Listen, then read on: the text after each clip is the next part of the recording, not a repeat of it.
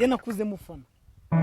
Ese Nyagahene yabagiye kugaruka muri sinema nyarwanda? Hari hashize imyaka itari mike uwitwa Nyagahene cyangwa se uwamenyekanye nka Nyagahene atagaragara muri sinema nyarwanda. Benshi bibazaga aho aba cyangwa icyo yaba akora kubera ukuntu yamamaye mu gukina sinema nyarwanda mu myaka irenga 10 yatambutse. Gusa benshi ntibamucaga iryera. Nk'ibisanzwe nge ndi Ntagara Delphine. Mu mashusho aherutse gucicikana ku mbuga nkoranyambaga yagaragaye akora ibiganiro na bamwe mu banyamakuru bakorera ku muyoboro wa YouTube, yagaragazaga agahinda afite nyuma yuko avuye muri sinema nyarwanda. Ibintu byatunguye benshi, abandi bagira amarangamutima kubera uburyo yasaga ibintu abantu batakekaga ko yaba ari muri ubwo buzima, aho yasabaga ubufasha burimo inkweto, imyenda n'ibindi. Ucyumva izina Nyagahene uhita wibuka uruhererekane rw'amafilime atandukanye yagiye akinwa n'uyu mugabo, ndetse n'abasitari batandukanye bagiye bashyira itafari muri sinema nyarwanda zakunzwe cyane n'abanyarwanda, ku buryo hari n'amagambo amwe namwe atazibagiranwa yagiye akinwa n'aba bakinnyi batandukanye. Aho uyu mugabo Nyagahene yagiye akinana n'abakinnyi batandukanye, azwi cyane ni nka wikanze ikinyagahe, cya gikoko, n'ayandi yakinanyemo cyane cyane n'abakinnyi batandukanye nk'abazwi cyane nka Kanyombya, Nzovu, Mukarujanga, Nyirakimonyo, Nyiranuma, Samusuri n'abandi. Gusa bamwe muri bo ntitukibaca iryera muri sinema nyarwanda. Bazwi mu mafilime nka Ikigali si Ikigoma, Ihorihoze, Namunoza, Zirarazishya, Haranira kubaho n'ayandi menshi. Abayarebye barabyumva cyane. Yitwa Kayitaba Emmanuel, akaba umwana wa 9 mu bana 12, 11 akaba ari bo bakiriho. Yagiye yiga ku bigo bitandukanye muri segonderi, aha twavugamo nka Saint Andre, kaminuza ayiga mu cyahoze ari kaminuza nkuru y'u Rwanda, ubu akaba ari kaminuza y'u Rwanda ishami rya Huye. Ngo ibyo ntibyatinze ngo kuko ava muri kaminuza yahise agerageza no kujya gukurikirana ibyo kwihimana cyangwa se kwiyegurira Imana nk'umupadiri.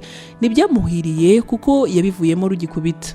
Ngo yatangiye gukina filime mu mwaka wa 2002 mu Rwanda, ariko ngo mu busanzwe yari afite iyi mpano yo gukina filime. Uyu mugabo nyuma yo kugaragara mu biganiro na bamwe mu banyamakuru agaragaza agahinda afite ndetse n'ubushobozi buke, ngo intandaro yo kwisanga muri ubwo buzima ngo n'abantu bamukoreshaga ntibamwishyure, ibyo bikaba bimutera ubukene.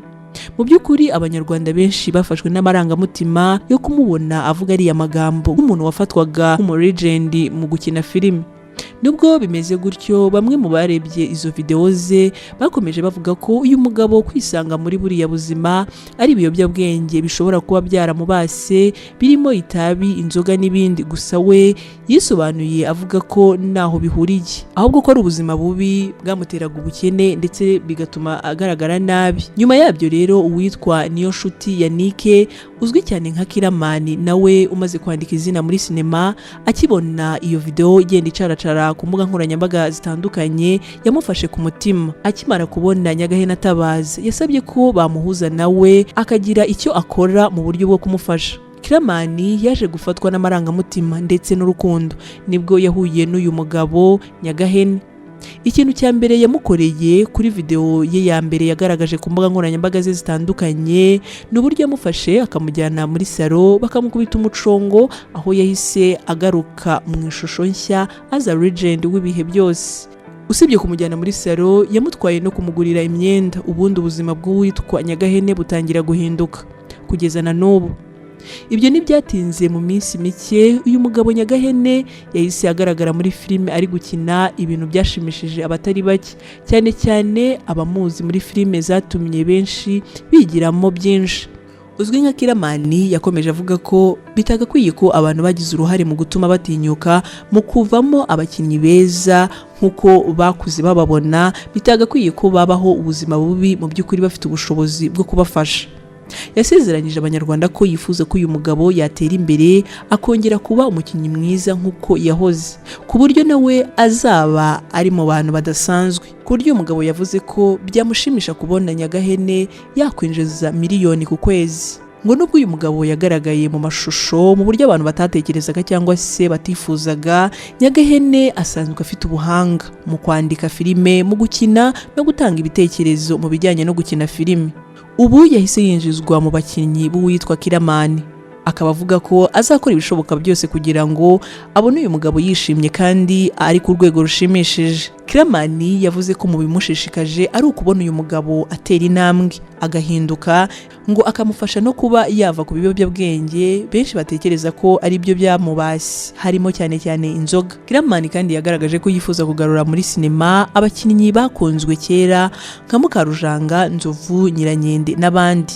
Ese niki Imana itakora cyangwa ngo ihindure? Ese twitegure Nyagahene wakunzwe mu myaka irenga 10 muri sinema nyarwanda ko agiye kugaruka nanone nk'umu legend w'ibihe byose? Nawe se witwa Killerman niki wamubwira nyuma yo gufasha uyu mugabo kongera kugaragarira abafana be nyuma y'imyaka itari mike batamubona, kandi akavuga ko yiteguye kumufasha kongera kwandika izina rye? Niba wakunze iyi video kora like, share, tera comment, ukore na subscribe utazacikanwa n'ibiganiro bitandukanye kandi byigisha. Ese wowe umaze gufasha bangahe?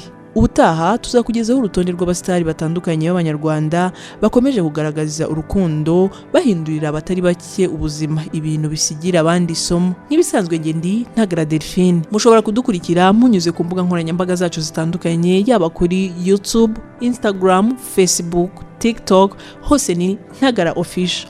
Mbifurije guhamuka rongo. Nakuze mufana no mugabo nabakanyombya Seburikoko n'abandi bari muri kariyeri.